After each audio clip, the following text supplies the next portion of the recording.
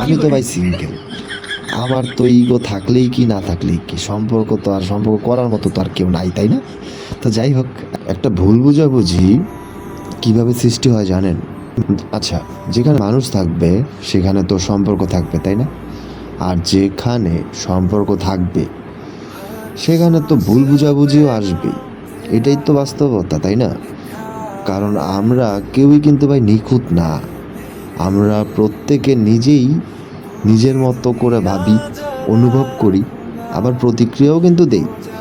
তাই কোনো না কোনো মুহূর্তে মনের ভেতরে জমে থাকা না বলা কথাগুলো, অভিমান, প্রত্যাশা কিংবা কষ্ট সব মিলে একটা দূরত্ব তৈরি করে দেয়। সেখান থেকেই জন্ম নেয় ভুল বোঝাবুঝি। বুঝা গেছে? একটা সময় ছিল যখন কথায় কথায় ভাই ঘন্টার পর ঘন্টা কথা হইতো, একে অপরের ছোট ছোট বিষয়ও শেয়ার করা হতো। অথচ আজ শুধু নীরবতা, কেউ কারো খোঁজ নেয় না। কেমন আছো এই ছোট্ট কথাটাও হারায় যায় অহংকারের ভেতরে। কেন রে ভাই? দুজনেই হয়তো অপেক্ষা করে কে আগে বলবে, মানে কে আগে মেসেজ করবে বা কল দিবে, কিন্তু না রে ভাই, কেউই আগে আসে না। কারণ আমরা এখন সম্পর্কের চেয়ে নিজের ইগোটাকেই বেশি ভালোবাসি। ঠিক আছে, এটাই সত্যি। আমরা সবচাইতে সম্পর্কের চাইতে ইগোটারই কিন্তু বেশি ভালোবাসি, ইগোটাকে বেশি মূল্যায়ন করি। কিন্তু সত্যি কি তাই হওয়া উচিত? উচিত না। দেখুন, একটা মুহূর্তের রাগ বা একটু অভিমান কিংবা একটু ভুল শব্দের জন্য কি বছরের পর বছর তৈরি হওয়ার সম্পর্কটা ভেঙে যেতে দেওয়া যায়?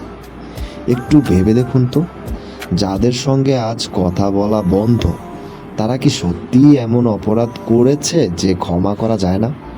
নাকি আমরা নিজের আত্মমর্যাদার নামে হৃদয়ের দরজাটা আটকে রেখেছি? কোনটা? সম্পর্ক মানে শুধু খুশির মুহূর্ত নয়, মানে একসাথে কষ্ট ভাগ করে নেওয়া, তাই না?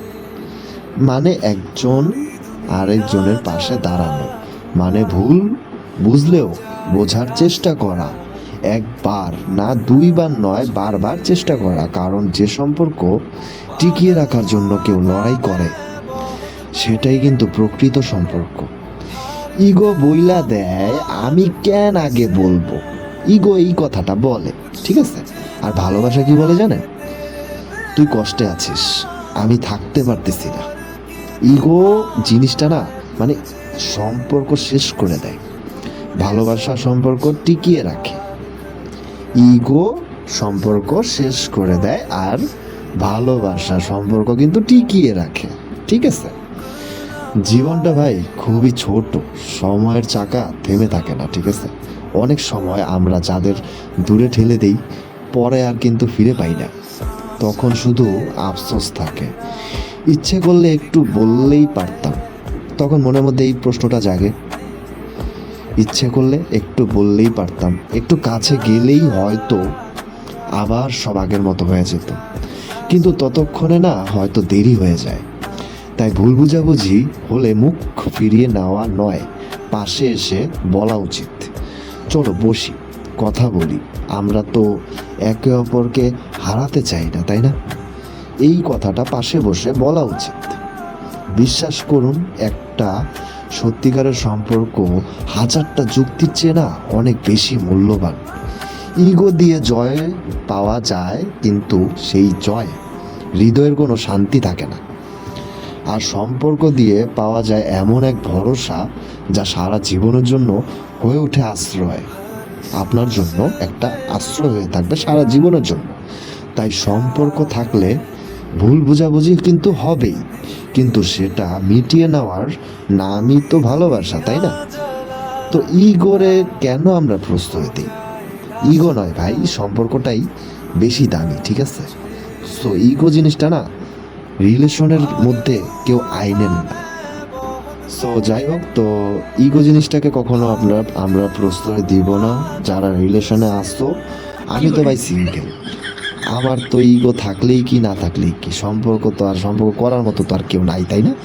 তো যাই হোক আর কি, যারা রিলেশনে আসো আর কি, তো তোমরা সম্পর্কের মধ্যে না ইগো জিনিসটা আইনো না, ঠিক আছে? ইগো জিনিসটা আনলে না তোমাদের সম্পর্কটা না থাকবে না। আর সম্পর্কের যদি মূল্য দিতে না জানো, তা মানে তোমরা তো কোনো কেয়ারই করো না, সম্পর্ক থাকুক বা না থাকুক, ইগো থাকলেই কি না থাকলেই কি, তা সেটা তোমাদের ব্যাপার, সম্পর্কটাকে কতটুকু মূল্যায়ন করতেছো, ঠিক আছে? যাই হোক, আল্লাহ হাফেজ।